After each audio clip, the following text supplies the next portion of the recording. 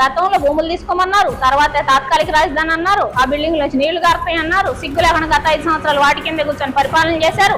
వీళ్ళు భూములు వెనక్కిస్తామని మాట్లాడుతున్నారు. ఇలాంటి ఆయనకి ఏం తెలుస్తుంది ఇక్కడ ఏం జరుగుతుంది అనేది?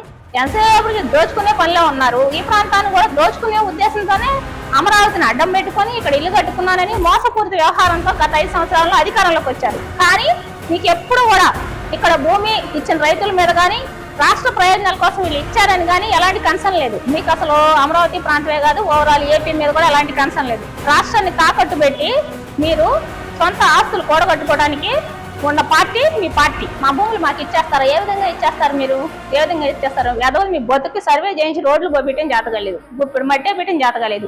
మీలాంటి వాళ్ళే ఆ మాట మాట్లాడగలిగింది. మీరు ఆ మాట మాట్లాడాలంటే కొంచెమైనా అర్హత ఉండాలి. మీ ఇంటి చుట్టూ ఉన్న పేద ప్రజలు కట్ట మీద అమానుషంగా రెదిరి తప్పించేశారు. మీరు అసలు ఎవరికి న్యాయం చేశారు? మా భూములు న్యాయంగా మీరు వెనక్కియగలుగుతారు? అసలు ఆ మాట మాట్లాడాలంటే అర్హత ఏడుంది మీకు? అసలు ఏం చేశారు? వెనక్కిస్తారు? ఎట్లా వెనక్కిస్తారు?